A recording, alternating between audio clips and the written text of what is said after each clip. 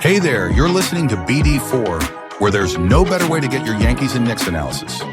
Yanks every series, Knicks every game, and MMA on occasion. Here's your host, RJ Carbone.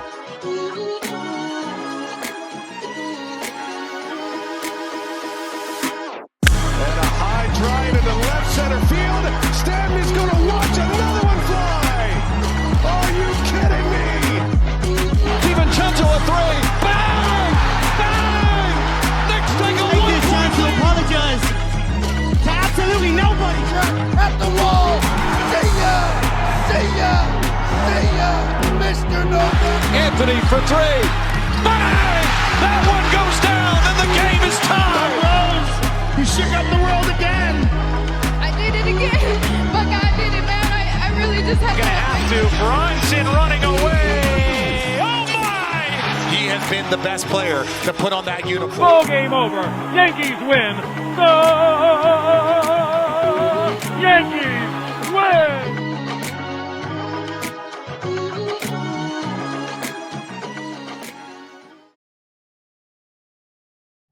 All right. Well, we are 55 days until the regular season begins. And it's for as long as the Yankees stay quiet, it's going to feel even longer. Welcome to the show, everybody. Episode 794 of the podcast.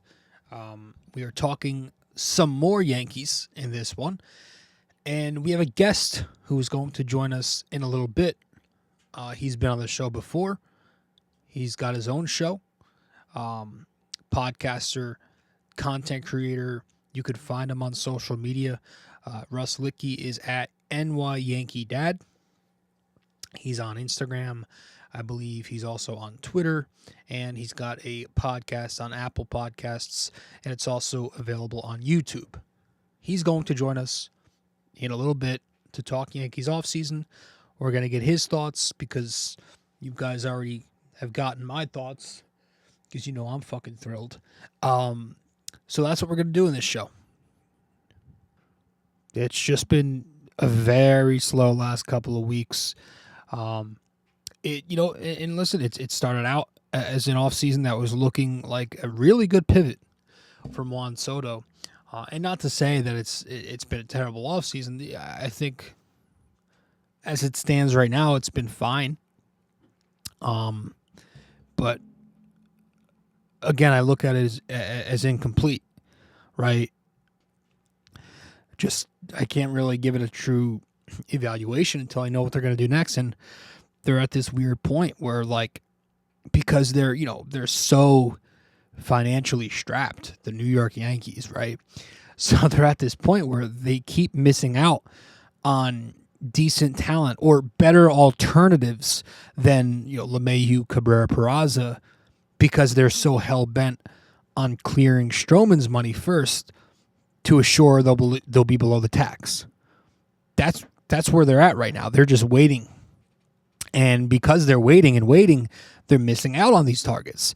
They just missed out on, not that I was high on Ha-Seong Kim and I was very high on Jorge Polanco, but are they better alternatives than Cabrera and LeMahieu or Peraza? Yeah. Are they cheaper than, an Alex Bregman? Yeah. So, like, they're still missing out on guys who would make this team much better because they're so hell-bent on staying below the tax because, God forbid, an $8 billion global brand spends a little bit more money like their rival markets do in Queens, in Los Angeles. So that's where we're at right now. And we're going to talk about Hal Steinbrenner. We're going to talk about the comments he made. We'll talk Yankees offseason. We'll talk Max Fried, Devin Williams, Cody Bellinger, Paul Goldschmidt, and the additions the Yankees made. We will go over the Yankees' strengths, their weaknesses. We'll talk a little bit about some expectations of some of the Yankee youths. We'll go over what we expect from some of the veterans on the team. And all in all, what we think this Yankees team's chances are in the East, in the American League, and overall as a World Series threat. So that's what we're going to get into in this episode. I hope you guys enjoy it. And, you never know. Maybe while we're in the midst of this discussion, which we haven't recorded yet as I'm recording now, but as this episode's out, obviously it's recorded, but like maybe some news breaks in the middle of it and we get something to talk about. But this episode is more about his thoughts and what you guys think and what Russ thinks of the Yankees offseason and stuff. So because you all know where I stand. I need this team to spend money.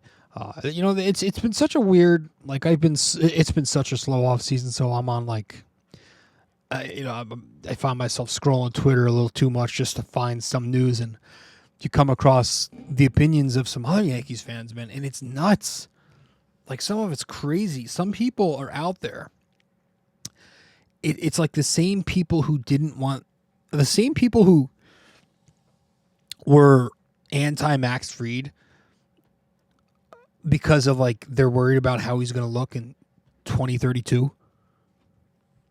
They're the same people who are, like, wanting the Yankees to not spend money on this class because they want them to go after Kyle Tucker next class, right? Because that's worked so well, right? It's the same people who didn't want the Yankees to make the trade for Juan Soto because they assumed they would go after and acquire him this winter. That doesn't work. You can't operate like that. That's such an uncompetitive mentality. Where's the will to win? You want to win. And I'm not just saying that. Like, this is the window. Judge, Cole, Stanton, that's your core. They're all in their mid-30s now. Judge is getting up there, but Cole and Stanton, not much left. Stanton's out of his prime. Cole's got a few more years, maybe. Judge got a few more years. It's the window's now. You got to win now. I'm not worried about Kyle Tucker in 2026. I'm not worried about Max Fried in 2032. That's ridiculous. So I'm ranting, but let's just get to it. Russ Lichti's going to join us. Again, follow his show, NY Yankee Dad, YouTube. He's on Apple Podcasts, and he's on social media, Twitter, Facebook, Instagram. So let's get to it. No more yapping. Let's get into the show. BD4 is available on social media for those who want to follow. You can find BD4 on Instagram at BD4Pod. You can find us on X at BD4Pod.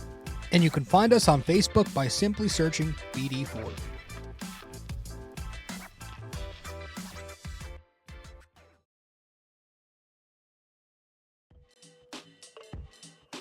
Hey guys, just a quick reminder, this podcast is also available in video format on YouTube. So be sure to go over to the YouTube channel, BD4, subscribe, like the videos, comment, and tell me how much I suck or maybe how much you like the video. We'd very much appreciate it.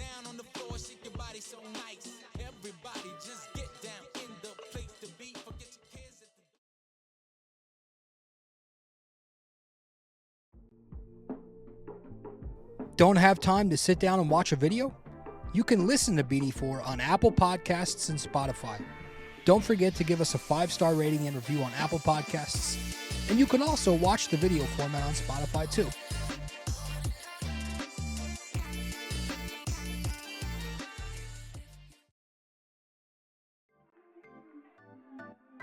If you feel like supporting the podcast, you can Venmo at Robert-Carbone-JR-28. We really appreciate your support.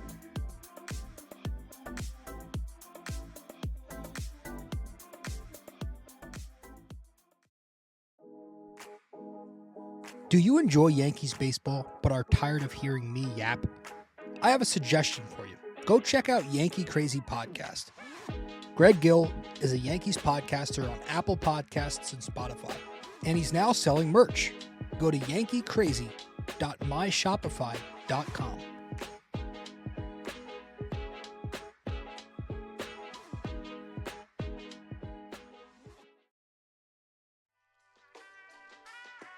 Stay connected with us.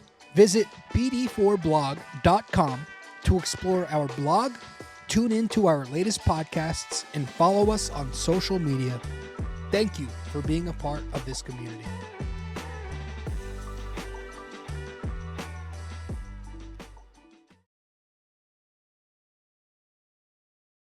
to the cloud. I don't know why that's okay. Good. And that's all right, bro. Appreciate you coming on. First of all, Thanks for having me. Thank you. so yeah, we're basically just going to talk about the things I sent you, and whatever you have on mind, you can bring up. Just we're a bullshit. It's nothing, no script, no bullshit like that. But I mean, there really hasn't been much to talk about with the Yankees for a while. I mean, dude, I've been fucking. The other day, I put out an episode about fucking Ben Rice. I was so bored. There's been nothing to talk about. It's like you don't want to talk about fluff. Like it's hard. Yep, I know. Give us something because it's the same thing. It's really waiting on Stroman. Come on, And every day I flip flop whether I want him to go or stay. Stroman. Yeah. Yo, can you can you raise your volume on your mic a little bit? Or no? Is that good? Can you hear me? That's a little better. Okay. All right. Yeah, dude. I need something to happen quick, but I want to get your, I know your thoughts, but if you want to tell the people listening, just basically your overall thoughts on this offseason so far. And I guess we could start with like going back to the Fried and Williams deal, and then after talk about that for a little bit, let us know, and then we'll talk a little bit about the Bellinger Goldschmidt acquisitions too. Yep, sounds good. Yeah, I mean Fried. You want to jump right into it? Fried. Yeah. I was actually just I was watching just highlights of him a little bit before, just to really kind of appreciate what he brings. Now, I know there's the injury history, but nowadays there's pretty much injury history with everybody, in some way, shape, or form. I mean, him and Cole, it's like 1A, 1B with the aces. And I mean, the sinker, the curveball, I mean, he diced up the Yankees this year when he came to Yankee Stadium. Yeah. It was, he diced up a couple of ball clubs this year. It just, you saw what he did in the World Series a few years ago against Houston, and I even said he kind of reminds me, and I date myself a little bit, but Jimmy Key, or he's kind of like a lefty version of Mike Messina. That kind of style.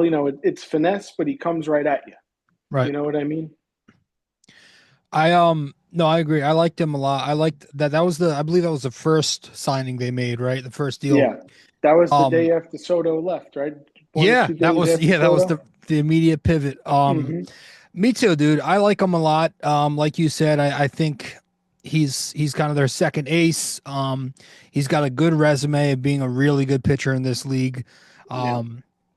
And what I like, I know he's got, he had some health scares in the past, but the fact that he's not super reliant on like a high velocity fastball, being on an 8-year deal, that could be beneficial to him as he's more of a ground ball guy, gets weak contact off that two-seamer, like you said. So he's got that. What's up? With the 8-year deal, they did go to 8 because the Red Sox offered him 7. Right, Boston was Yeah. So they apparently his agent was saying if you offer $1 million more just to go over David Price's highest record contract for a lefty, that that's kind of what they were looking for. Because he did do that. He passed David Price with the highest contract for a left-hander ever, the 218. So yeah, that's a good point to bring up. I forgot about that. I forgot it was the Yankees in Boston. I think Toronto was in the mix at the time too. Yeah. Mainly Yankees, Red Sox, but yes, Toronto's in on everybody. I don't know what's going on with them. They're in on everybody. It's crazy. No, I agree. I like Fried a lot. He's gonna get a lot of ground balls with that sinker. Deep pitch mix. He's got the 4-seam, he's got that 2-seam, he's got the curveball, which is one of the better lefty curves in the game. Insane. That's where he gets the swing and miss from. And he's got he'll mix in a changeup, the slider, a little bit of a cutter. So I think he'll help this staff. And then Devin Williams. I want to hear your thought about the Devin Williams trade. I loved it. So I just want to know what you think real briefly. Yeah. Now, last spring, at the end of spring, I actually I made a video when I was first starting, and he was like my first trade hot take that I kind of wanted the Yankees to go after. It was the end of March last season.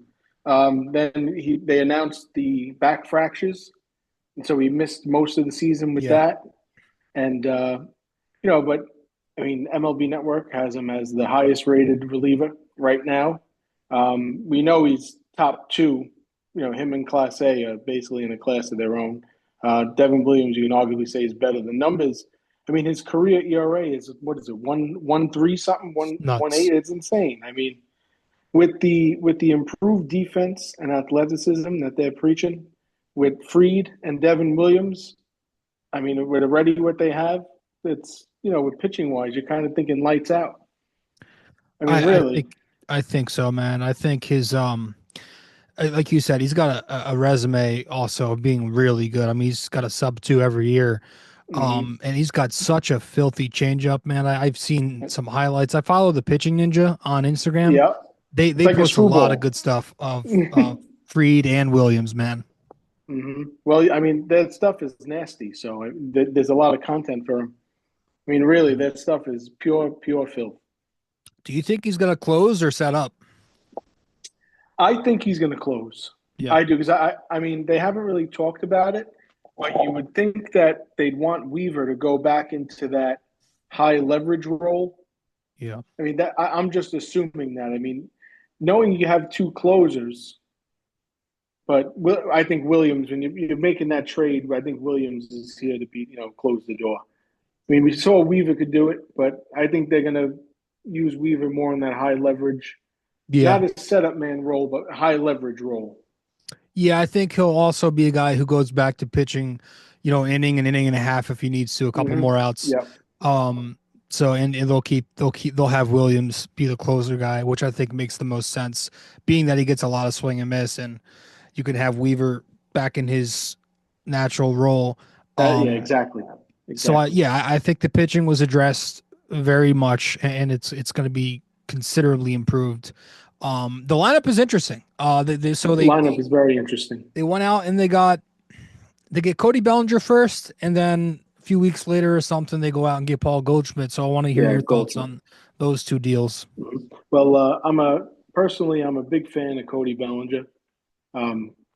Even on my last episode over on my podcast, I was talking about how I've always had him in fantasy, Cody Bellinger, and through the ups and downs, he's had his MVP seasons. He was Rookie of the Year. We remember him with Judge and Gary in that home run derby in Miami. They were putting on a show. But Cody, just with the flexibility that he has, you can put him center, left. He can play right, first, Gold Glove caliber. I mean, you can put him at the top of the lineup. You can put him at the middle of the lineup. He's not that, he's not just that all power guy now. He's 23, he batted over 300. I mean, last year he had a nice season, but he's not. We don't want to see that sub 200 belly. That it's which one are we going to get? But with the with the Yankee lineup, how it's configured, and with him being one of those key cogs and pieces, I think they're going to get the most out of his game. Plus, with the park factor, I mean, he's tailor-made for Yankee Stadium. Oh, dude, that lefty swing, I think, will play up. You made a good point. How over the last couple of seasons, I was reading into a little bit how he kind of changed his approach a little bit, and he's more contact oriented. Now, I like that. I just hope that it still brings some power. The good thing about coming into Yankee Stadium is not only the short porch, but when he was playing at Wrigley, that's the wind blows in at Wrigley, so he wasn't getting. Yeah, remember when we played the 4-game set? There was no homers. Remember? The Yankees and Cubs. Yes. I remember that, dude. That was such a low offensive. Yeah. I remember being so frustrated watching that. Mm-hmm. It was 4 games. I think there was no homers on each side. No, I like the Bellinger deal. Like you said, also he could play around the diamond. You could play all outfield positions. He could slide over to first base. And I just hope he brings enough lefty power because we are going to need that. But he's had such an interesting career. It's been so up and down. If you go to his baseball reference, he has seasons where he erupts and is this MVP candidate. He's got some mediocre seasons, and he's got some seasons, a couple in there that have been very below average. So you don't really know what you're going to get with him. But I think 2023 really points out to me. 2023 is what I think he can do here. Where I think he was pretty good last year, right? Or was that 2023? Was he good in 23? 2023 was 300, and then last year he had a night. It was like 260, 270, I believe. Yeah, I think he'll live somewhere around there, 260, 270. Yeah. My hope is that he can hit 25 home runs here. I've always liked Bellinger. I'm not going crazy about the deal. I think it's a solid deal. It's interesting because as we go to first base, this was where it's like I don't dislike Paul Goldschmidt, but I do think there was a much better alternative. I want to get your thoughts first, and then I'll yap. Yeah, I'm kind of leaning. We know what Paul Goldschmidt is. Obviously, we know the type of player he was. But when you look at those numbers, to be realistic, you're going back to like 2013, 2014. It's been a while, and he's not that he's not the same player anymore, but getting a little older. I'm the same age as him, 37. I'm not a pro athlete, but he's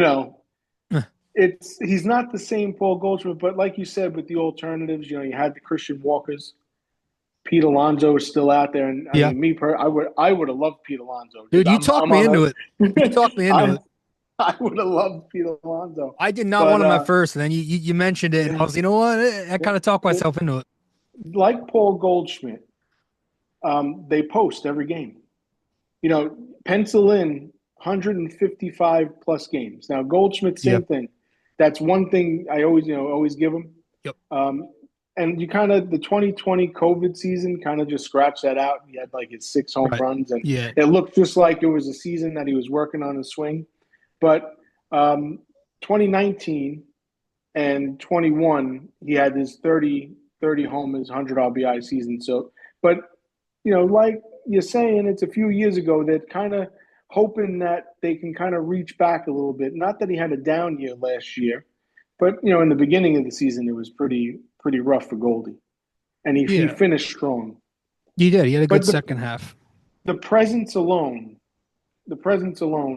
Him, probably brought in here to mentor Ben Rice, a couple of the other kids, and Paul Goldschmidt's arguably a Hall of Famer trajectory. Oh, I think he's going to make it. So I mean, why not bring him? The production at first base the last few seasons has been nothing. So, that's the thing. Like, he's definitely an upgrade from Anthony Rizzo. My big thing with it was like listen, I think he could be fine. I think he'll be worth $12 million for sure. He can hit left-handed pitching. He's got the upside to be what he was last year at the very least. I think he'll be fine. My big thing was like there was a lot more out there. You could have got somebody who is like he's better than Rizzo, but you could have got somebody who was better than a Goldschmidt. And I think Christian Walker made the most sense to me because he gives you an elite glove, and he's it's not like, I know he's 33, but he was coming off his 3 best offensive seasons at the same time. So I felt to let him walk to Houston for $20 million AAV just so you could stay under tax and keep a draft pick who you're not going to have for another couple of years. With an aging core right now, I feel like now should be the time to capitalize on first base. And now you're banking on a 38-year-old to be average for you. That's where I kind of got frustrated with it. Yeah, it was a little frustrating. It's just, you really don't know what to think.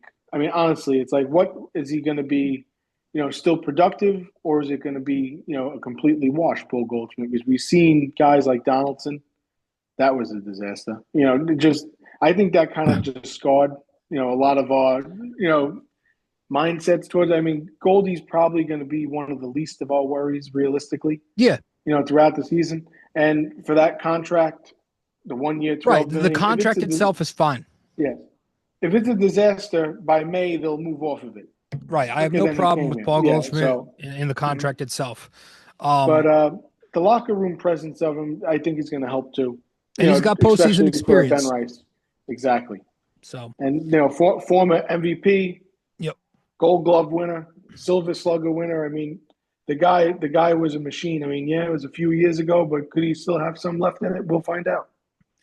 And you mentioned some of the question marks in this lineup. So there's still a lot of uncertainty. Obviously, the Yankees have to figure out what they're doing at probably third base.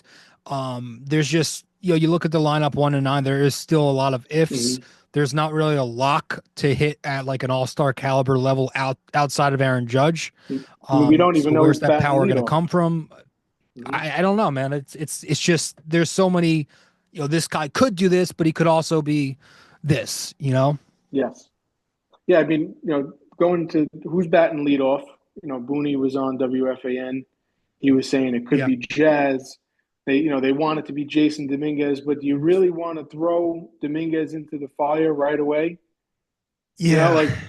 This guy wasn't good enough to start in the playoffs. Remember, we talked about it. Yeah. When, we were banging the drum for him to start in the playoffs. Yeah. I believe I wanted to sit Stanton. But that was going into the postseason. With, Dominguez wasn't playing. Then now all of a sudden, throwing him left field and batting him leadoff. I don't know.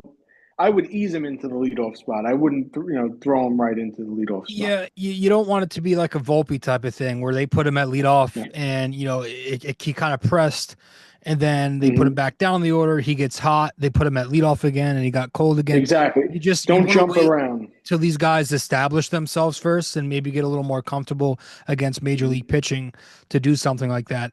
Now, speaking of leadoff, I really can't find a perfect leadoff hitter on this team. I want to know your opinion, and I don't think this is going to happen. It's a crazy hot take, I guess. What would you think if opening day the Yankees batted Aaron Judge leadoff? Yeah, I was just thinking about this and talking about this with one of my other buddies. I mean, he's batted leadoff before. Yeah, he's been successful batting leadoff before. I mean, the Dodgers do it with Shohei. Yeah. I mean, we're not saying do it because the Dodgers do it, but I mean, who would be bat second behind Judge? Who would you have batting second? If he was to bat leadoff, who would bat second? Do you put Bellinger there to have a lefty? That's who I would say yes, because I would even think about leading off Bellinger opening day. You can lead him. I mean, that's probably the most realistic scenario. It makes the most sense. But it's not that crazy for Judge to bat leadoff. No, because he's got the on base. It's not that crazy. I think not. I don't know. I just think it would be an interesting experiment. The Yankees usually treat April like an extended spring training anyway. I don't know. I'm really curious to see what they're going to do at leadoff. Maybe that's not on the team yet. They still have to go out and find another infielder. So I'm interested to see what happens there. What do you think they're going to do with the infield? With this? Well, I'm very curious to see who this year's non-roster invitees are. With the amount of free agents that is still available, and quality free agents too. Like MLB, there's over almost close to 100 guys right now who are starters. Like they were starters last year. I mean, it's kind of crazy. So, Bregman, Alonso, Jack Flaherty, these guys are still available. So the non-roster invitees, it'll be low-level guys. Like could it be like a Yohan Moncada type player? What not on the roster yet. What are we looking at? Because it can't be DJ LeMahieu. I mean, no. DJ LeMahieu was good a few years ago. It's like how much are we reaching back? He's not a major league player anymore, man. Exactly. I mean, there's no discussing. I know it's beating an old beating a dead horse, if you want to say. You can't go out there and start him every day. That's just not a serious product. You can't sell me that he's got anything left. I'm sorry. No. I loved him when he was first here. Yeah. He was excellent, man. He was that 300 bat that we've been missing for years. He was such a good leadoff bat for 2020, 2021 or whatever it was, 2019 maybe. He was so good, but he has not been the same. The bat speed's gone. He can't move. He has trouble staying healthy with the foot. So I just think every guy gets to the end, and DJ LeMahieu, it might be it. I mean, I think they were gonna, like, Unfortunately, I know. put it on Instagram. They were gonna cut him, Yeah. but Hub said Aaron Judge was the reason once again that they kept him hmm around. I know, and that's another. I mean, how much is Judge really, calling the shots, running? How much influence does he have? I mean, Hal even said on the Hot Stove interview that he was a big reason Bellinger came to the Yankees. He was a big advocate for bringing Cody Bellinger in. I mean, I get it having the captain, but how much of I'm not cool with the don't DFA a guy because we all like him. Yeah, like I don't mind You to make know? decisions, but like like read the room a little bit. You got to make Uh-huh. the team better. Yeah. I mean, here's my thing. If they weren't good enough to be starting or on the roster in the postseason, there is no reason they should be on the opening day roster in 2025. Bro, they made up an injury just That's so they couldn't play him. I Why? mean, I don't know. I mean, I know it's they pick and choose that they're loyal with and that stuff, but I don't get it. You can't come off a World Series saying that a guy who wasn't on the postseason roster is going to start. No. It's not yet. I rather you tell me a prospect that we don't even know about, like the Caleb Durbin situation, where if he actually stayed, I'd rather something like that. Like I'd rather Jorbit Vivas at third base. I was gonna say, you could. It's not just DJ, but it's Cabrera, Peraza, and Mm-hmm. Vivas who could also Yeah, win that but spot. if it was up to me, as you might have heard, Oswaldo, I would say, Yeah, would be the you guy. think he's gonna be really good? I mean, I think it's time to see what he got. It's time to see what he got. I mean, he's had, he's had his spurts, but 120, 130 at bats, even close to 200 at bats. You can't cut that for evaluation. You got to give the guy at least 300, 350 at bats. Let him out there, and you can hide in this lineup. If everyone stays healthy, you can hide an Oswaldo Cabrera in the 8 or 9 spot because he's going to be athletic with the glove. He's going to make the plays, and whatever you get from the bat's a bonus. But the only problem with that is you lose the utility guy on the bench. That he's very valuable. That's the only contingent to starting Oswaldo Cabrera. And for someone who is one of the big proclaimers of starting him, I don't have an answer to who would take his spot. Yeah, as the utility guy. You know what I mean? I get you. I wouldn't. I think with me, I like Oswaldo. I think he's a solid, whatever he is right now, utility guy.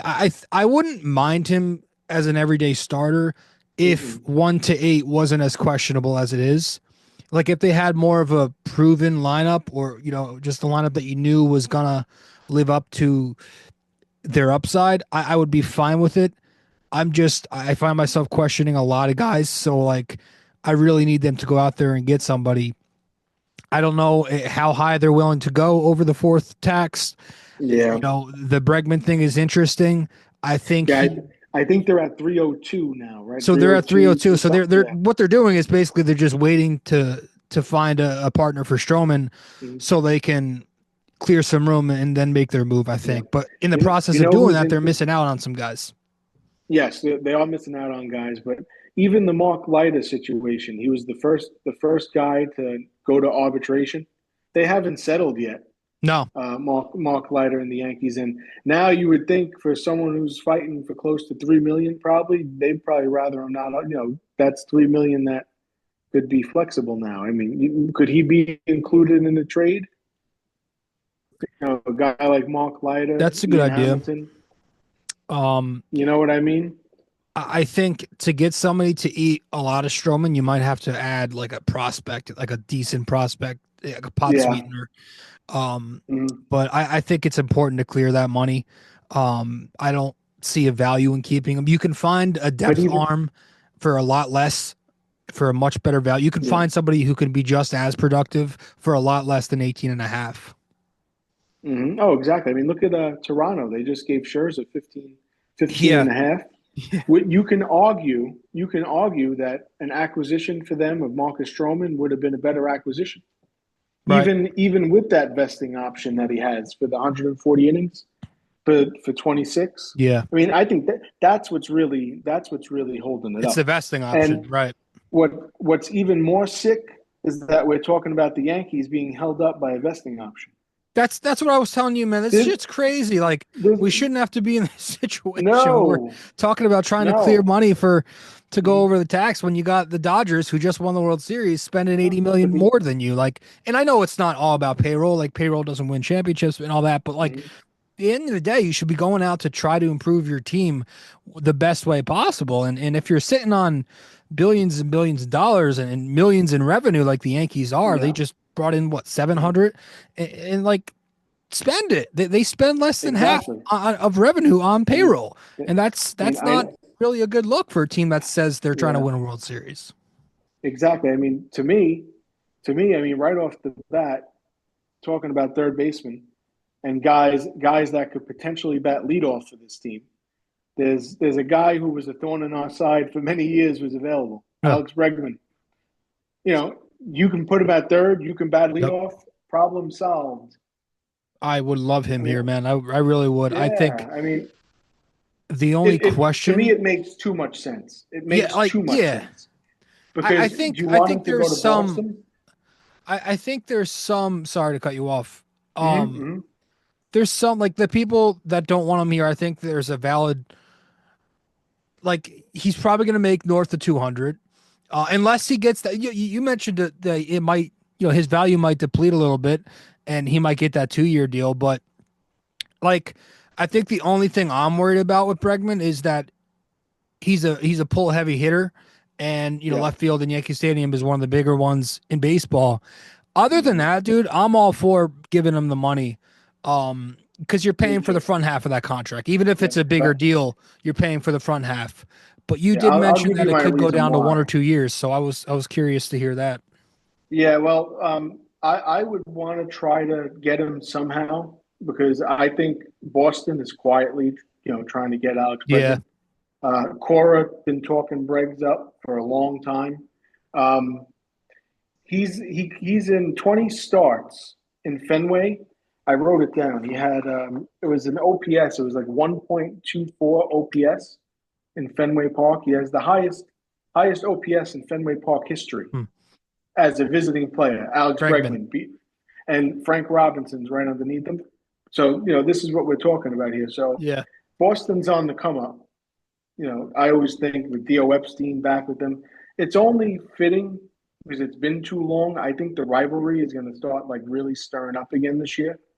Yankees, Red Sox, like the old days, and it all comes into with Bregman. So if he's really looking for that 6-7 year deal, obviously he didn't sign anywhere yet, so it's not the deal he's wanted. But if it's coming down into spring training, we're a week into spring training and Alex Bregman's not signed. What happens? You can offer him a 1 or 2 year deal with an opt out, with like a high average, high AAV. I mean, if he's still sitting out there, why not? I mean, we don't know if the Yankees have tried to do that already. I mean, you haven't really heard anything about it.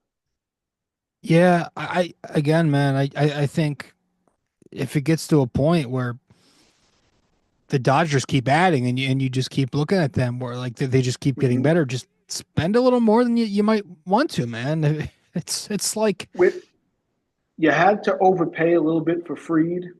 Yeah. Which they did. You had to overpay a little bit. They took on Cody Bellinger's money. That was a Cubs salary dump. And then they went and then they pivoted the Cubs and got Kyle Tucker with the Cody Bellinger dump. So we're looking for someone, allegedly looking for someone to take the Stroman contract dump. But it comes to a point where if you have to pony up even like a higher level prospect, you were so close from winning the World Series. You were right there. That 5th inning, we were up 5-0. They were, dude. And it's just it's not that you're giving up, but they're not. It's almost like what you need, but they're trying another way just to try the other way. Like it's so obvious that it's right there. There's so many moves they could make or they could have made, and is it going to get too late? That's Yeah, like that's what scares me. you can't be in between. You have to either go all in or don't. Yeah, And yeah. when you're already paying Judge, you're paying Cole, you're paying Stanton, 30 million plus a year. You have to commit. Now you're committed. You have to do what it takes, and you're already in this. The rest of it becomes monopoly money once you're over 300. Just what's I know there's 100% tax to every dollar, but like, what's a little more? You're $9 billion global brand. Like, you guys shit money. And they renovated the Yankee Stadium clubhouse and other areas last year. They renovated the spring training facility. And the Dodgers renovated down Dodger Stadium, so that you can't say that the renovations is the reason why you're not spending. No. You offered Soto that big contract that he didn't take, so you are obviously willing to spend more. I don't know, man. It's kind of nuts.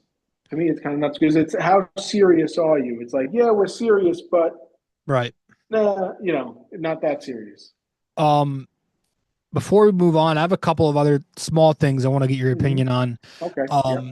What do you think about backup catcher? Because they got this guy. I don't know if they're going to use Jackson. I think his name is. I think Jackson, in a previous episode I called him Austin Jackson until I remembered who Austin Jackson was. But they got this Jackson guy. They could use him. They could you could always find someone in camp. Maybe they bring somebody up. JC, the kid you mentioned JC Escara. Well, there's him three, or Ben Rice. What do you think about Ben Rice? Do you think he could play into that? From all I know really about Ben Rice catching, we know he caught in the minor leagues. He caught one of Garrett Cole's rehab games down in the minors. One of Garrett Cole's last rehab games when he was coming back. I remember that. But we never saw Rice catch at the big league level. No. No, you never saw him catch at the big league level. There's only three guys on the 40-man roster right now who catches. Alex Jackson is a non-roster invitee. He's not on the 40-man. It's Wells, Escara, who are both left-handed hitters, and Jesus Rodriguez, I believe, is the other one from the low-level minors. I think he was up in Scranton. No, he didn't even make Scranton last year. It was Somerset. So, and there's only three guys. So, is it going to be Alex Jackson now? He was a first-round pick, but let's be real. You look at his numbers; he doesn't hit at the major league level. Like, you could be. Let's say he makes the team.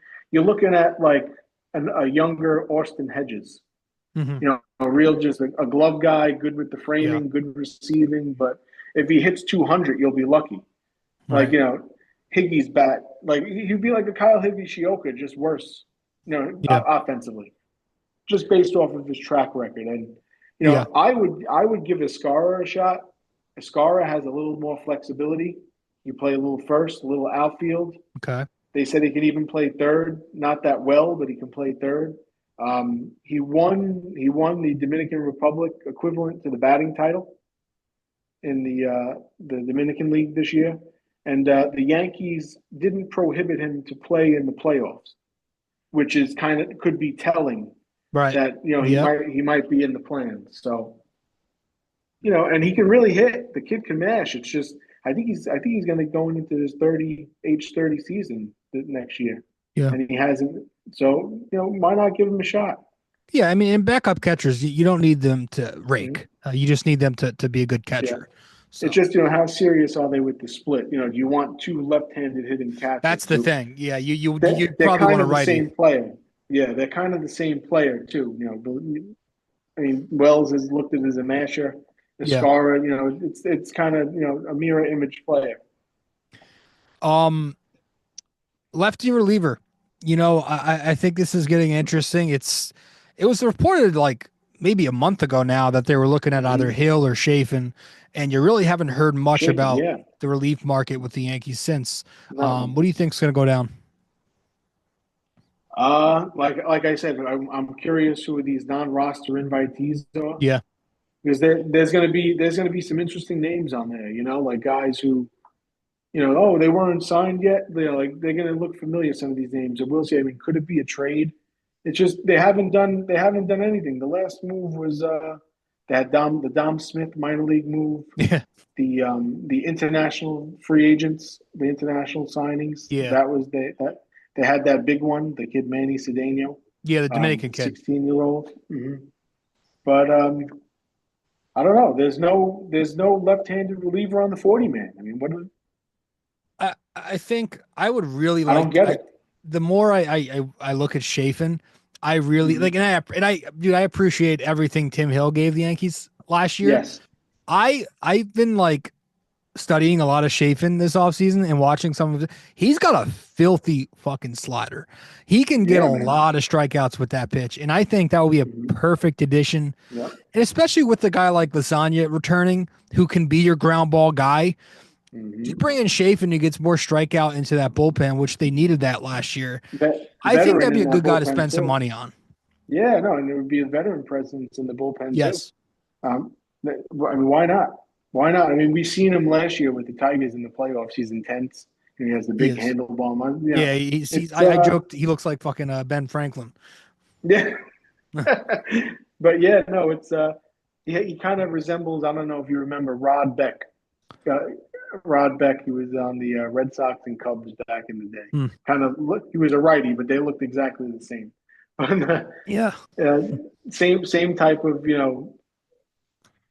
same type of they acted the same way on the mound, but you're going to need two lefties. Not even, we're talking about getting one. You're going to need two. Because Canley's gone now. He was the righty who was good against lefties. Who was that you said? Canley. Oh, that's right. Tigers now. Yeah, so he's not an option. And all we heard about was how his changeup, that all he threw was killer against lefties, which he was. Yeah. Which he was. But, what's the contingency here? I mean, you lost Canley. There's no Tim Hill, Meza, who were, key contributors down the stretch. How are you subbing that? Who's coming in here? It's not a major concern of mine because the Yankees always figure out their pen, but it's something I'm keeping an eye on. Yeah, no, the bullpen, it's the formality of it, of not having at least one left-hander. I love what they did with Williams and bringing Loizaga back too. I think it's going to help.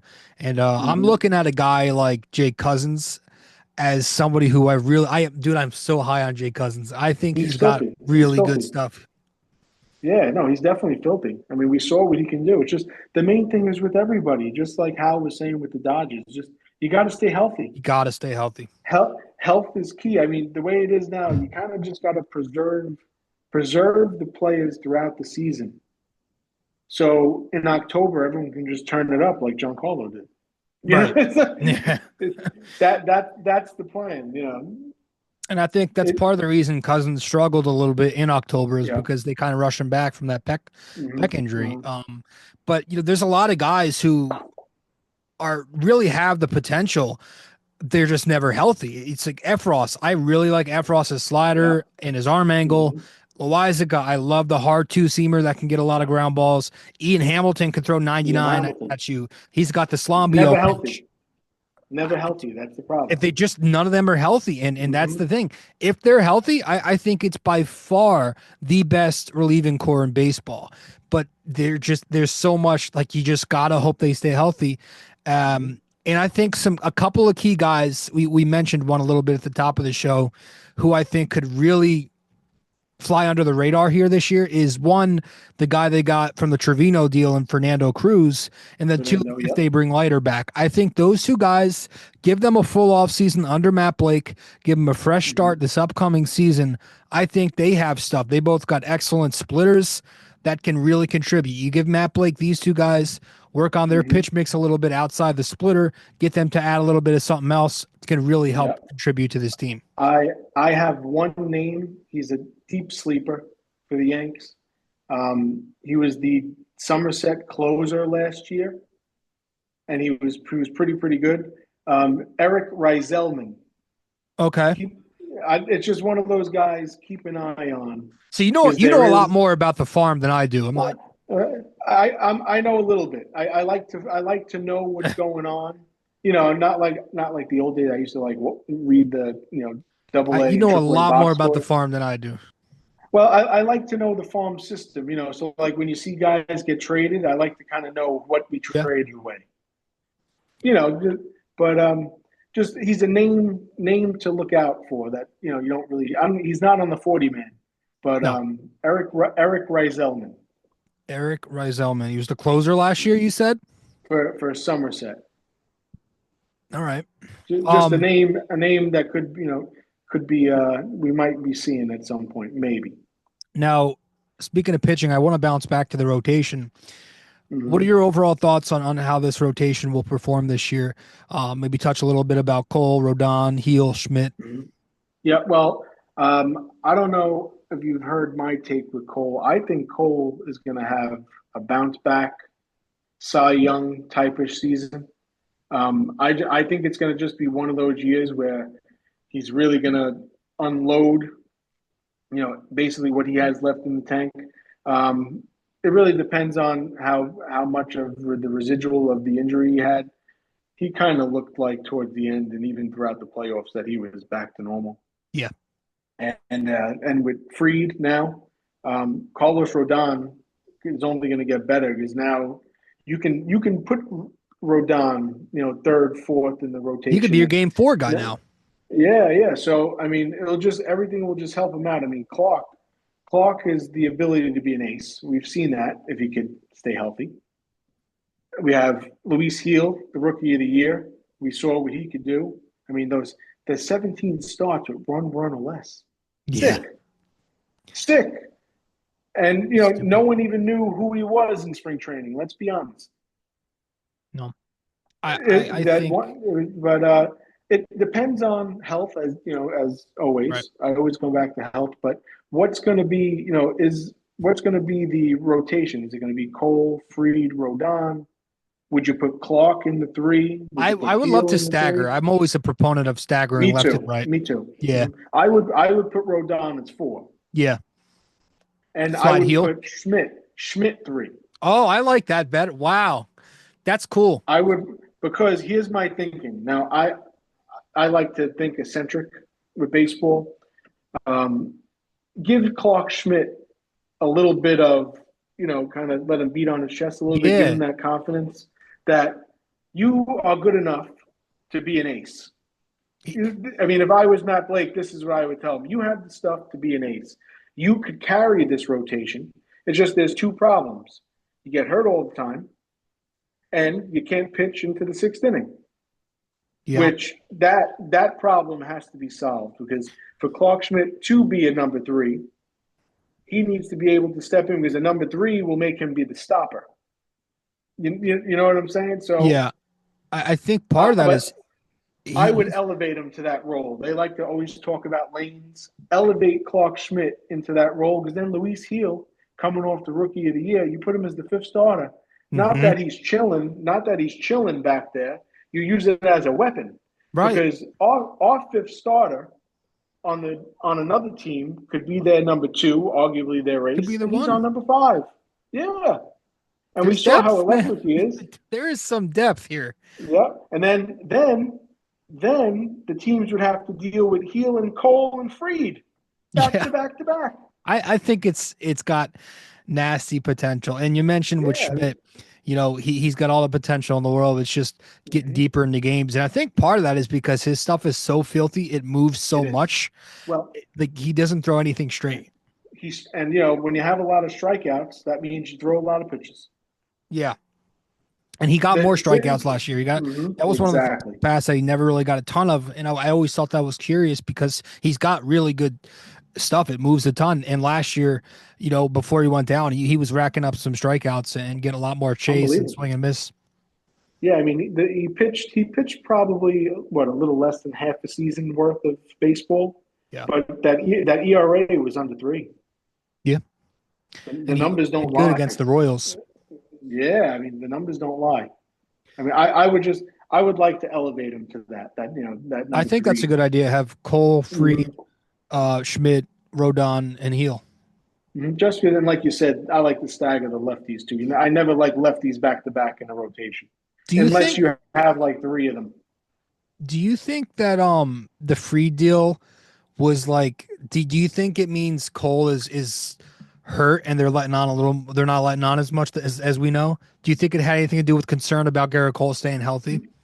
No, you know what I think it had to do with? I think Garrett Cole said he needed another nerd in the room.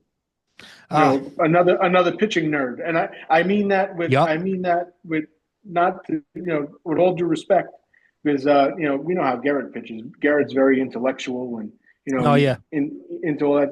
I think he just needed someone else in that pitching room that could be on his level with because he's like another pitching coach. Not that the guys aren't on his level, because Clark, everything we hear about Clark, he's right there. Yeah. And he mentored Luis Heel, but I think it had to do with just getting another ace in here. Because if you look at the Dodgers, have aces 1 through 5, and those weren't even their top 5. Yeah. So I mean, it's almost that in order to be a successful team, you kind of got to be a super team almost. Yeah. Now you do. Now, in a sense, and with baseball, I mean, baseball, anything can happen. Right. Anything can happen, but it's a long season. But I don't know. They just got to find a way to get the best product on the field, and why not getting the best players? I'm curious to see how Carlos Rodon does this year because, he obviously isn't going to live up to that contract, but I think he was solid last regular season. He ate a lot of innings. He made every start through the rotation. Yeah, he was good. He struck out a lot of batters. I'm interested to see what he looks like. Obviously, his contract is going to come down to what he does in October, and he had some up and downs last year, but Rodon is all about fastball command. He's got to keep that pitch elevated, and then his slider plays off of that. I would like to see him go to that changeup more against those righty hitters. I think it's a really good pitch, but he likes to rely mostly fastball slider. But to mix in that changeup a little more this upcoming season will be huge for me. I think Rodon, I like him, man. I like the guy. Me too. I think there's more there. I still think there's something he could tap into to be even better than he was. Yeah. And you can see he wears his heart on his sleeve. Yeah. He's definitely one of those guys that really cares. Like a throwback. You can see he really, really cares, and sometimes it hurts him. But sometimes as we saw in that one playoff game where he let all out. Yeah, he let that energy out. Was it against the Royals where he was going crazy? Yeah. He came out throwing 98 in that inning, and he was going nuts. He a little too much energy. Yeah. But he can do it. He's just got to contain his composure a little bit. Well, that's why I would like to put him at 4. At the back end of the rotation. I mean, not to ease the pressure off, but he's not going to be facing top talent that's on rosters. At him slotting at the 4 when you're playing, those lower level teams, and we'll find out which teams are going to be the lower level teams. There'll probably be some surprising teams this year too. But with the way the schedule is now, it's not like the old way where it's like you play the AL East 18, 19 times. It's very different now, as you see. I want to change a little bit and go to the batting order here. What are some of your expectations for some of the younger kids on the team? Volpe, Jazz, you can consider a young player. Wells, and Dominguez too. I want to hear your thoughts about them. So we'll start off with Volpe. It's his 3rd year now. Rookie year, he had the pop, but the contact was down. Right. Last year he was all over the place. He had the hit streak, and then he had weeks where he couldn't get a hit. He needs to learn how to work a walk. Yeah, better. It's the on base percentage with me, man. Yeah, it's just it's the lack of plate discipline. They talk of plate discipline. I mean, he shows spurts with the Grand Slam in the World Series. He shows spurts where he could be. You look at him, you see him. He goes on stretches where he looks like he can be a top 5 hitter in baseball, and then there's days where he's like, this kid's lost. Yeah, But it seems that more than not, you're leaning toward this kid's lost. And you see when he's struggling, those are when he starts botching the double plays in the field. Yeah. And we know he's a Gold Glove fielder, but the hitting got to be better. Volpe needs to show me more with the bat. Yeah, like you said, man, it's about a consistent approach, because he'll go through these weeks where his swing has like a launch to it and he's hitting for more power. And then, last season he came into the season with more of a flatter level swing, and it wasn't really producing much power. It was getting a lot of base hits and ground ball outs. So it's kind of just like pick one. You got to pick an approach. His approach changes. You can see that it very much changes, and that's why I think the on-base percentages are usually low. Laying off the off-speed pitches. Sometimes those fastballs up above the zone give him some problems. But, if he can figure out a consistent approach, I still want to believe there's something in there to say that Anthony Volpe can bat 260, hit you 20 home runs a year. I would love that. That's a win for a middle infielder with a Gold Glove. Yeah. That's a win. If he could bat 250, 255 even. For what the glove he has, that's a big win. 750 OPS, 800 maybe. That's a win. Yeah. I mean, just like he has to get on base now. If you want to talk Austin Wells, the big question I have with Wells is Wells expected to be the cleanup hitter, the run producer like we saw him? Is he going to be more towards the bottom of the order? Where is he going to be now? Like Wells and Volpe, a little similar in the hitting department, I think, because of the spurts. We saw the spurts of how good. Yeah. And then when it's bad, it's bad. But the thing with Wells was his defense. It never really got hurt last year. It actually got better. Yep. Whether he was hitting or not, just as the season progressed, the more he caught. And he was catching day games after night game at one point. He was catching a lot when Trevino couldn't throw nobody out. That was around time in Boston. What was Boston it? Game was a nine nightmare. Bases, Sunday Night Baseball. Oh my God, bro! I remember losing it. Goodness, man, that was a nightmare. I don't think we have to worry about that with Wells. It's the hitting. We've seen he has the potential to be a 20, 25 homer guy at least. Yes. At least. You see him, naturally you think, I look at Austin Wells, I think 268, 27 plus homers, 75 to 90 RBIs. That's one of the better catchers in baseball right there. But that's if you do that. When I look at Austin Wells, that's what I expect. That's like, that would be beyond a win. I think he's got some things to work on. He's got to hit lefties a little better. He's got to learn how to hit those left-handed pitchers. And he has to play versus the lefties though. You can't hit them if he doesn't play versus them. Right. He needs the reps. He needs the reps. That's a good point. And it took the Yankees a little while to give him that reps. They had to wait for Trevino to go down with the injury. That's when Wells started hitting. And maybe Wells kind of worn out towards the end of the year. That's what I'm trying to believe, that he wasn't really used to that workload. I'm also going to be looking closely in spring training at how he handles high velocity. Those fastballs up in the zone. With his swing, it's more of an uppercut, high launch angle type swing. He's never going to get to those pitches. So you just want him to be more selective and live on those low balls. But he struggled against those high fastballs, and they started attacking him, not just in September, but a lot in October. And that gave him some big time problems last year. So it's hitting lefties and it's hitting those high fastballs that I'm going to be keeping an eye on in camp. Definitely, yeah. It made his swing kind of look long too. Yeah. He's always going to have a bit of a loop because that's the type of hitter he is. He's the home run hitter. Exactly. But when you start chasing those high fastballs, you're never really going to catch up to it with that type of swing. So just got to be a little more selective. And I think he's got a good eye. He's got a really good eye. You can see that. You can see that definitely. He works at bats. But just I think to barrel some more pitches, to drive the ball a little more consistently, just be more selective on those pitches, on those fastballs in particular. Yeah, I think Wells, we're probably on the same page there. I think the offense, we're probably looking at expecting all-star level production, catcher this year. Definitely top 5 catcher in the American League is what I look at.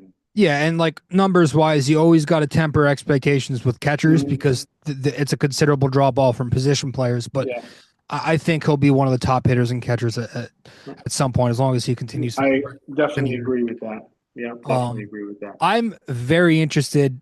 We'll talk Jazz in a sec, but I want to jump right to Dominguez. Dominguez, yeah. This is who I'm most excited about going. Yeah, I mean, we saw what he can do when he's in the lineup. Yes. When he's in the lineup. I mean, first home run was the bomb of Verlander. We all remember that. Just let him play. They got to let him play now. Whether it's left field, center field, that's the other argument. They said it's going to be left field, which kind of questionable. But if he gets the reps, if he's good enough, he can do that. But they got to let him play. It can't be play him, sit 2 days. He got to play. He has to play. Needs the reps. You can't do what you did last year with Verdugo and just fuck with this kid. Because I think that attributed to his left field problems last year. You called him up late in the year.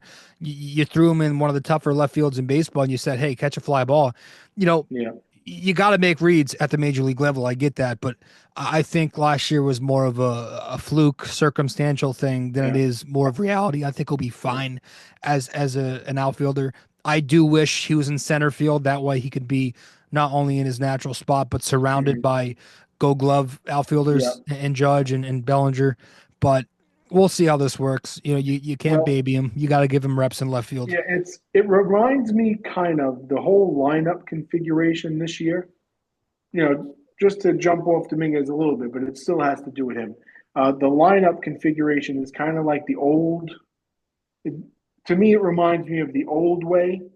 Yeah. Because it was always the young outfielder, no matter what position they played in the minors, kind of just got relegated to left field. Like back in, it kind of reminds me of that. It kind of reminds me of that, but not to the extent of the pedigree of prospect that Dominguez is. It's not like, he's not a fluky prospect, but, calling up there. We've been hearing about this kid since he was 16. The Martian, the demon, like crazy. It's time to unleash him. I mean, if you don't unleash, when is it going to be? They have held out on trades because of this kid. Exactly. So, I mean, it's you kind of got to put up or shut up now. I mean, it's tired of hearing about Dominguez. Let's see him now. If you want him to lead off, I think he's going to produce no matter where they put him. It's just a matter of what's going to get him comfortable. Now, do they say bat him lead off because he has someone like Aaron Judge batting behind him? Right. That's like if he's batting lead off, he's only batting lead off that one time at the beginning of the game. Right. Throughout the game, it's fluid. Yes. And then you have Judge batting second, which we saw what happened with Soto last year, with Judge batting behind him. It's just I really wish they would have flip-flopped Judge and Soto last year. It was the only combo they never did. It was the only combo they never did. That became a big topic. I remember mid-season when the offense went into a little bit of a funk. But I'm excited. So I'm very excited for Jason, man. I think he's got legitimate switch hitting power. Oh, yeah. The bat speed's tremendous. And even with his struggles at the major league level, you look at the home run totals, the slugging percentage. I was looking at the OPS plus numbers. Like it's all still like all the power numbers are there. The stolen bases are there. The walks are there. All the indicators are there. You need him to stay healthy. That's obviously been a little bit of an issue so far. Make better reads on fly balls. I think again that was fluky. With reps, that'll come and more reps at the right side of the plate because that was another talking point last year. Yep. Get more loft on that swing. That's been something I was reading the scouting reports that they want a little bit more lift on the swing. But I think as long as he is healthy and gets those consistent reputations, that he'll be fine. Me too. I'm with you as well. And he even played some left field in the minors too. I mean, center field was his natural position, but like you said, those reads last year, that wasn't really what he is. I don't think so. A lot of it had fluke. And I'm not saying he's going to be a Gold Glover out there. But but he's going to be better than what we and his saw. Speed will make up for some bad reads. Exactly. And Yankee Stadium is tough, but He'll be fine out there. I think they wouldn't put him in that situation if they didn't think he can do it. They wouldn't set him up to fail. I firmly believe that. 30-30 year for Jazz? I think so. Yeah. I do. I think so. It's just I do too. Where is he in the lineup? Because Right. Jazz could be leadoff, Jazz could be second, Jazz could be third, Jazz could be fourth. But 30-30 is very feasible. Full season the Jazz, if he can, like everyone, knock on wood, stay healthy. I mean, we saw what he can do. And just the pop, the speed. I mean, my whole thing with the 30-30, though, is will they let him run enough? It Depends. If he's hitting before Judge, he's probably not going to run. Yeah, will they let him run enough? But that's his game. I mean, we've seen him with Miami. And just figure any type of career high he's ever had, add 3 to 5 more home runs because of the park factor. Yeah, that's true. I mean, he stole 40 bases last year. Yeah. He hit overall 25 homers, maybe Something like that. So you give him a full season, 82 games in Yankee Stadium. I think he could do 30-30 for sure. He'll probably Jazz do is going to 30-40. be just fine.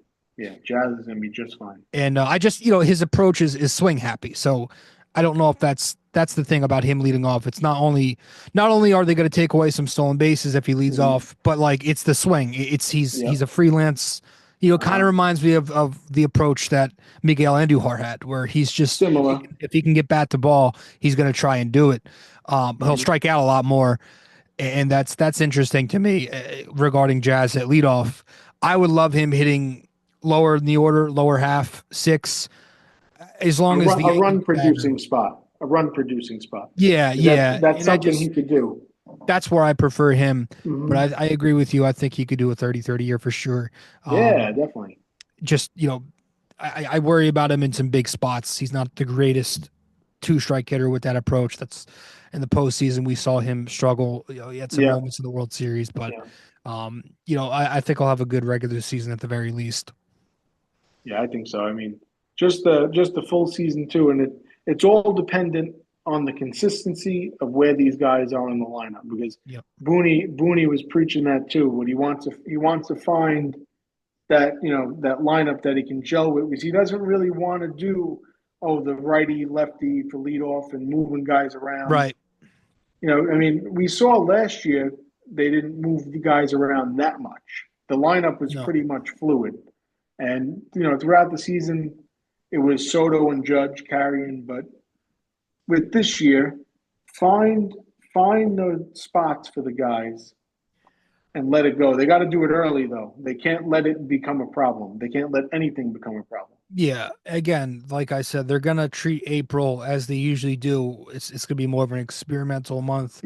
But like the one thing with the lineup, I want them to stagger, because we saw in the postseason they had a little too much lefties stacked in the bottom half there, and it's a much easier lane for the bullpen to come in and do their job if you're doing something like that. So I would love to keep the lefty-righty tandem going. Other than that, like you said, just keep a home for everybody. Everybody needs to know where they're going to bat. The one spot you could live with a little flip-flopping is 3 and 4, depending on lefty or righty on the mound. But you really want the lineup to have a structure 1 to 9. I think that's most important. And some of that comes with health. Guys got to stay healthy. Exactly. It's mainly for the guys in the bottom half of the order. Right. Because when you're moving guys, like a lot of the problem I think with Volpe too is he was batting leadoff, he was batting 5, 6, 8, 9. Yeah. I mean, one day you're expected to be the leadoff hitter, then the 9 hitter, and then a run producer. It's for a kid who swing happy, that doesn't really bode well for him. You got with these, especially the young kids too. It seems like with a lot of the players now, just you got to find their lane, as they like to say. Yep. I don't like the jumping around too much. That's for a veteran. That's some like Goldschmidt could bat in a different spot every day, not Volpe. What do you think? Do you think Stanton has enough left in him to do it one more year? The plan with Stanton, I honestly think, is keep him going until the playoffs. Yeah, just keep him. Like, keep him loose, Yeah. keep him in his game, but it's come down to I even just get everyone to October, Yep. and then all hands on deck, unleash. That's the main thing with Giancarlo. I mean, if he hits 25 to 30 home runs, I mean, what do you figure? 138, 140 games for Stanton, realistically? Right. He's not going to DH every day. No, he's going to get hurt. We know that too. Yeah, there's going to be a stretch where he's going to be down for a couple weeks. But you need the depth. You need the That's you the need thing. the Like who's going to be the guy outside of Judge? Somebody's got to step up and be that next all-star caliber hitter. We just don't know who it is yet. I mean, the fourth outfielder is Trent Grisham. Yeah, we saw what Grisham is. He went. It was like a month and a half last year. He didn't play. It was a month-long stretch where he didn't have an at-bat. No, yeah. So I mean, the Yankees, it's not a team where they're platooning, that platoon and, this guy's going to play this day. But I wouldn't be surprised if Stanton plays like 6 days a week. He gets like a day game after a night game off, after, like things like that. They're going to really try to preserve him, but you need the roster flexibility to be able to do that. I got a question for you. Mm-hmm. What you mentioned Grisham, and Boone, when he was speaking to BT and Sal the other day, did mention that Pereira could be in the mix. So do you think with the Yankees trying to clear some payroll, Grisham's got $5 or $6 million next to his name, maybe they make Pereira that next fourth outfielder or something like that? It's a possibility. Yeah. But I mean, who's the guy after Pereira? That's my question. Right. I think Grisham is a good experienced fourth outfielder. He had some moments last year. He's reliable in the field. Everybody remembers the We Won Soto game. Yeah, where he hit that home run. Show pop, but it seems like the guys like him. It's just for $5 million for a backup outfielder. Yeah, who's not going to play that much unless there's an injury. Right. That's how I look at Trent Grisham. He's an injury insurance pretty much. That if someone goes down, you're comfortable playing him every day. Correct. Do you so what were your thoughts on Hal's comments the other day? I mean, we kind of touched a little bit about it at the top of the show. Yeah. I'm usually very supportive of Hal. Yeah. I'm one of those fans that's very supportive of Hal. What didn't sit well with me was where he kind of just defended, he put himself on the same level as the other owners. Like, we can't do what the Dodgers are doing. What do you mean we? Yeah. Like, what do you mean we? Like, you're not the same as Pittsburgh and Kansas City and like the Yankees. This is the Yankees, but I understand where he comes from. I do. I understand where he comes from. I mean, he's definitely not his dad. In many ways, for good and bad. But I usually cut him a lot of slack. That really didn't sit well with me because it's just they talk the big game, but then they show it, but it's not all the way. Well, sometimes Hal will speak and he'll sound like his father. There are moments where he channels that inner George. Mm-hmm. But then there are other moments where him or Cashman will say some shit and it'll just leave you puzzled. What do you have a little bit of awareness? Mm-hmm. And the fact that he was acting like this small market owner when he was talking, it's a little odd. And then he's then he mentions the Dodgers and how he's like, well, they have to stay healthy. Is that your plan? To just hope that injuries crumble them? I don't know, man. And I don't want to call him cheap because he does spend $300 plus. Yeah, but it's relative. It's again, like I said, what you're bringing in revenue, you're spending. I think I saw 46% of that. I know, and it was over seven billion. Yeah, and that was by far the most revenue among all the teams in baseball. It was the Yankees, and then it was a big drop off in everybody else. Yeah, I mean, that's the only thing that doesn't sit well with me. And like you said, he does come out, sounds like his dad every now and then. But now, Hal's more of a business. You can see he's more, business minded Yes. towards, they're very successful with their revenues, as they were with George. But the thing that I find different, and now I could be wrong, it's just my assumption. When George was around, George did what George wanted. Yes. He didn't care what anyone else. He did. In the end, he did what he wanted. And I gave the example of when Cashman had Vlad Sr. signed. Andy Martino talked about it in his Yankee Way book, the Brian Cashman book, and the shadow front office. George signed Sheffield on his own. It was George, Joe Torre, and the shadow front office in Tampa. Now, Hal's not like that, because with Hal, from what I know, it's a family decision. It's not a family business, but the family is very well involved. It's not just where George did what George wanted. He didn't even care what his general manager had to say. Right. No, that's true. He's a completely different guy, and it's hard for me. It's still years later to adjust to that. I had the privilege to talk to Hal a few times in my life. Really? Yeah. And I had a little job in college at the stadium. I was in customer service. I worked the press elevator, so I got to meet a lot of cool people. And cool. I wish everyone could have the experience I had with Hal Steinbrenner.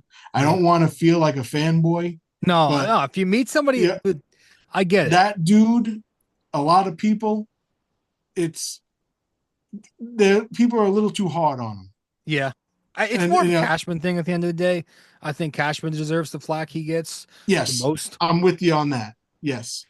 But I do wish Hal spent a little more, and it's easy for us to sit here and say that. For Hal, when George was around, the kids, no one was involved in baseball. He's been, in 2009, Hal was in control when, the last World Championship. He started out, the transition was around like 2008. His, brother, Hank, the one who passed away, right. And there's another ownership group. It's not just them.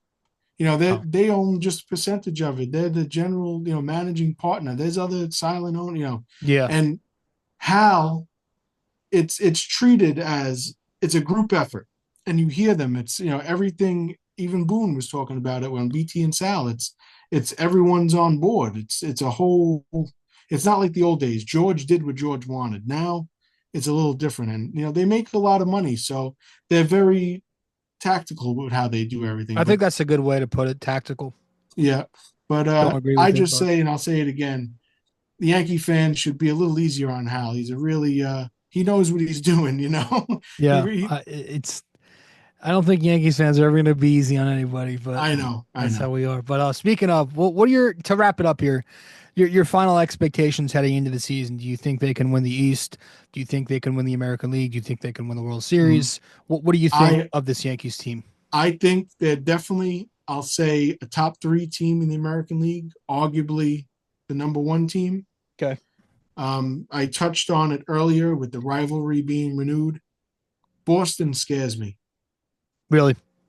Now, I know they're not doing anything. They're tiptoeing around. Crochet is a good move for them. Yeah.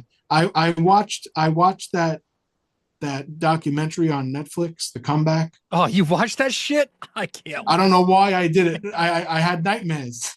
I can't even. I never even saw a clip. I don't know why I did it to myself.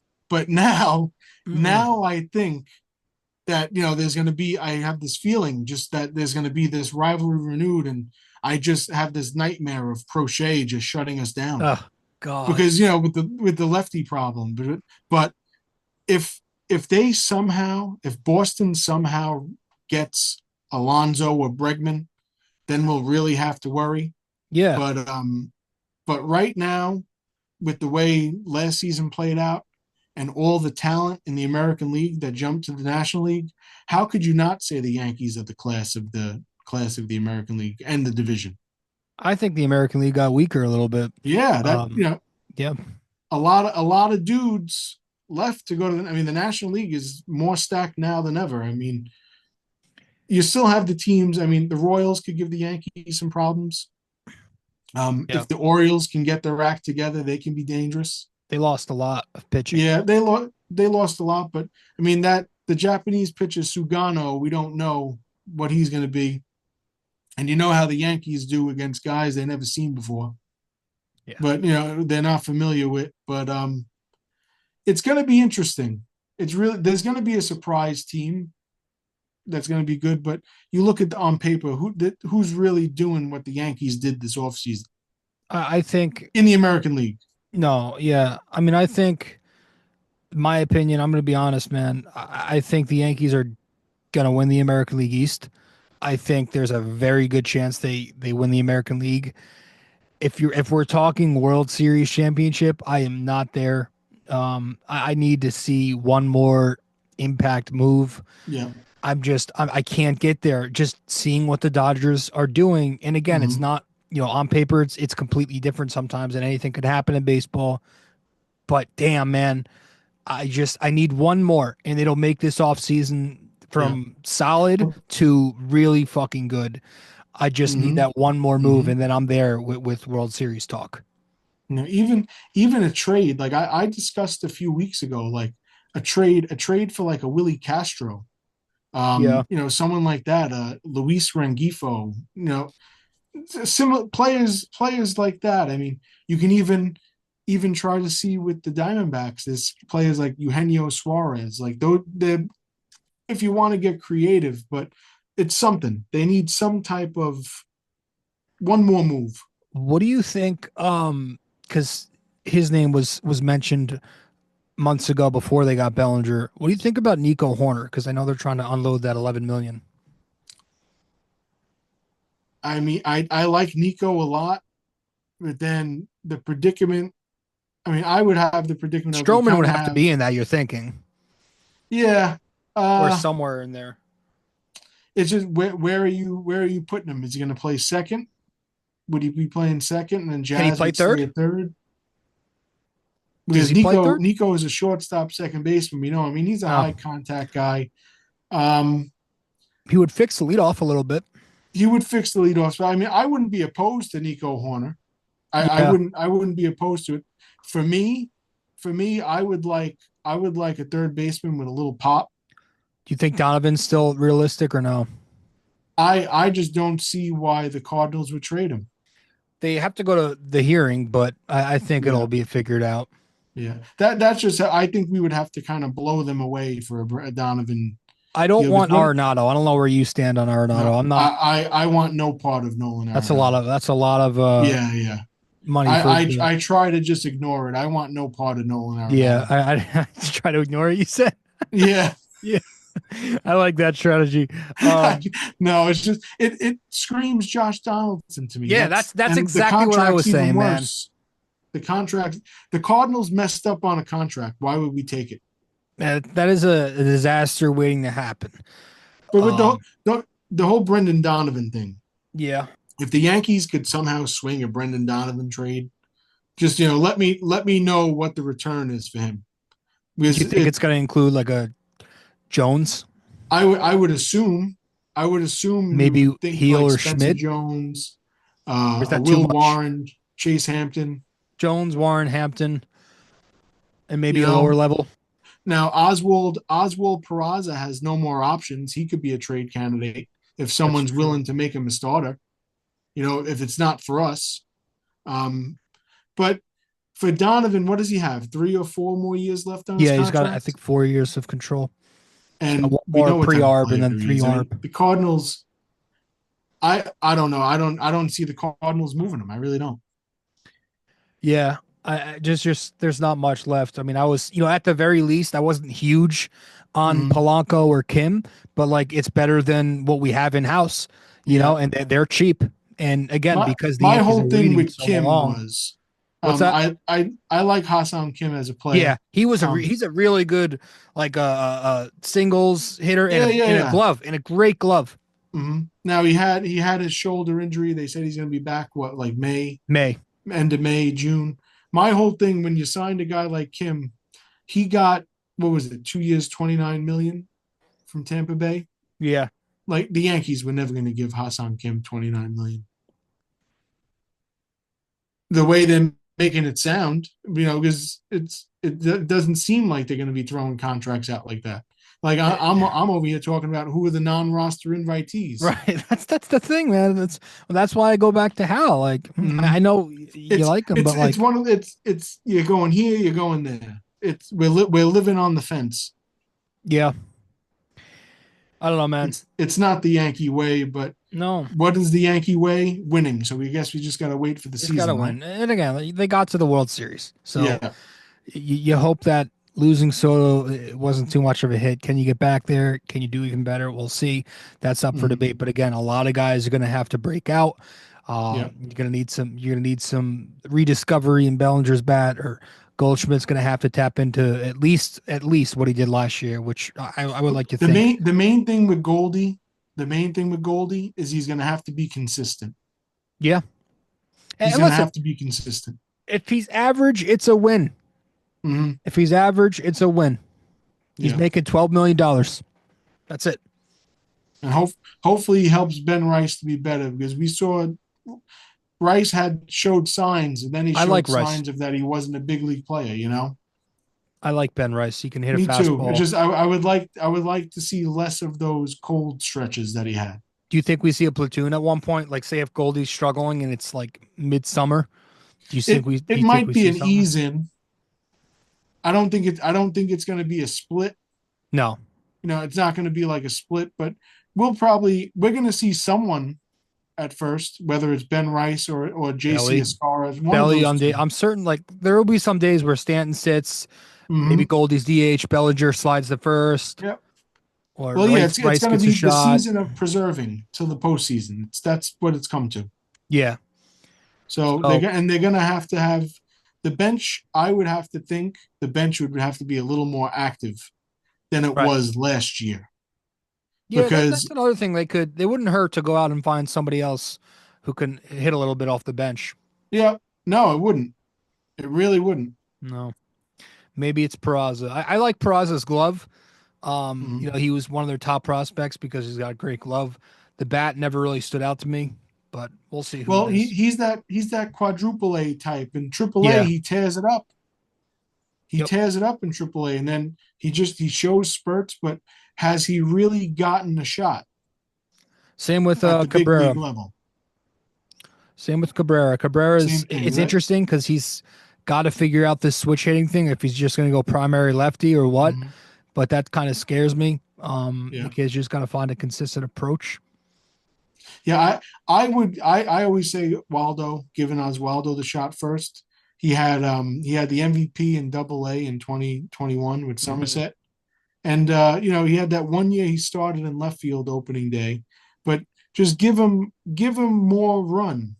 I want to see 250, 300 at bats from whoever it is, but I hope it's Oswaldo Cabrera. If he can tap into what he did his rookie year, what he was hitting a little bit. I think he was sitting around 250. He had the OPS in the sevens. Yeah. He was. I think it was he in a playoff series? Because I remember him making a catch at the wall and Yankee Stadium going nuts. Was that? It was that poster where he jumped in front of the wall and he was. They robbed the home run. Was that October? It was either October or late in the season. I don't remember exactly, but if he played a lot of outfield that year. Yeah, he did play. He played a lot of outfield, right? Yeah, he played a lot of outfield. He played a lot of left, right, little center. Yeah. And then last year we really didn't see him play the outfield. No, he was mainly in the infield, third base. Yeah, the infield first. He played a nice shortstop the day. Yeah, first short. He played short?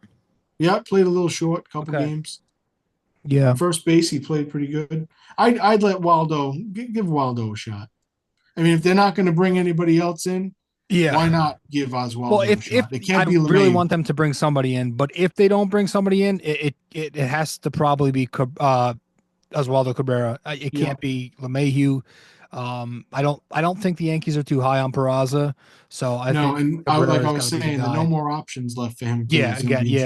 Maybe Vivas shows them something in camp, but he's very small. I didn't realize how short he was. Yeah, he is a small guy. So I don't know how much they have there. The Yankees like their small prospects, don't they? If you It think about seems it. so. I mean, They like their even short Durbin, guys. Caleb Durbin was a small guy Urban, too. Volpe, Dominguez, a lot of guys go through the system are very, very small.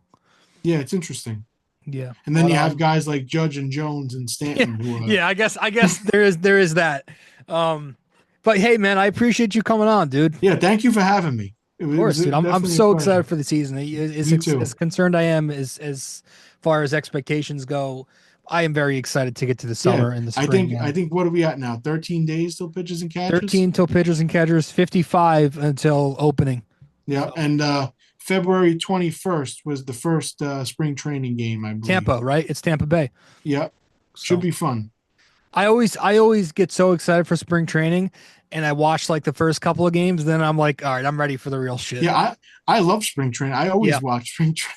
I remember a couple of years ago, it was like Florial when he was still like, in their system, and I was watching him rake for a couple of games in the spring. Yeah, and that didn't really work out. But yeah, we're gonna see probably George Lombard a little bit. Yeah, that's a tough prospect. Some Rock. I think he just made the exciting. Pipeline top 100. I think. Yeah, he is. He made it. Yeah. Rock Riggio is another exciting looking prospect too. I don't know if you heard of him. I don't know, because you know a lot more than me. Because this is a kid they signed internationally a while ago. Roderick Arias, has he been making any noise down there? I know he was like a low level prospect, big time prospect. Yeah. Could he be a trade piece? Yeah. Maybe. But that's a name I keep hearing in trade rumors. Yeah. The Yankees got a lot of infielders, like a lot of infield prospects who are good, middle infielders. Well, guys always change positions too. A lot of those prospects end up changing positions. Like the guy I don't know much about him, but no, I know he's a very, very highly touted prospect in the system.